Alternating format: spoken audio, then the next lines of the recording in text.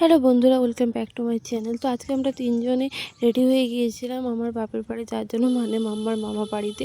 তারপর দেখো ওখানে পৌঁছে গিয়েছিলাম আর আমাদেরকে চিপস ভাজা খেতে দিয়েছিল। তারপর দেখো মাম্মাকে আমার বাবা নিয়েছিল ওখানে। বিরিয়ানি রান্না করেছিলাম রাত্রেবেলা, আমার বর করেছিল, সেই রেসিপিটাই তোমাদের সাথে শেয়ার করছি। দেখো এখানে মাংস কাটা হয়ে গিয়েছিল, তারপর তার সঙ্গে আদা রসুনের পেস্ট সব কিছু দিয়ে দিয়েছিল। তারপর পেঁয়াজ ভেজে নিয়েছিল, আলুটাও ভেজে নিয়েছিল। এবার আদা রসুনের পেস্ট দিয়ে যে মাংসটা রেখে দিয়েছিল সেটাকে ভালো করে কষিয়ে নিচ্ছিল বর।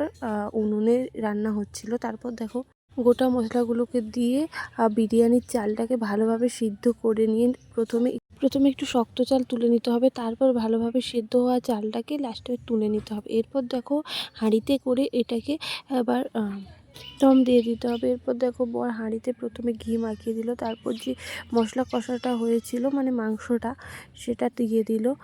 এরপরে দেখো এর উপরে দিয়ে দেবে একটু দুধ। দুধটাকে দেওয়ার একটু প্রসেস আছে। দেখো মশলাটাকে দিয়ে দুধের মধ্যে, তারপর দুধটাকে মশলার উপর ছড়িয়ে দিল। তো তারপরে দেখো যে প্রথমে যে ভাতটা তুলে রাখা ছিল সেই ভাতটাকে দিয়ে দিচ্ছে, বিরিয়ানির ভাতটাকে দিয়ে দিচ্ছে হাঁড়ির মধ্যে। ভালোভাবে কিন্তু এটা চাড়িয়ে দিতে হবে, কারণ এর উপরে আবার মাংস দেওয়া হবে। তো মাংস, মশলা, আলু আবার দেওয়া হয়ে গেল। ভালোভাবে এটাকেও দিয়ে দুধ দিয়ে দিচ্ছে বর। তারপর দেখো এখানে একটু বিরিয়ানি মশলা দিয়ে দিল আর ধনে গুঁড়োও দিয়ে দিল এই মাঝের যেই মশলা দেওয়া হয়েছে সেটার উপর। তারপর দেখো তার উপর ভাত দিয়ে দিচ্ছে আবার। ভাত বলছি বলে তোমরা যেন আবার কিছু মনে করো না, আমার এটাই সুবিধা হচ্ছে বলতে। তারপর এর ওপর আবার দুধ দিয়ে দিল। এরপরে দেখো আবার একটু বিরিয়ানি মশলা আর ধনে গুঁড়ো দিয়ে দিল আর একটু ঘি দিয়ে দিল।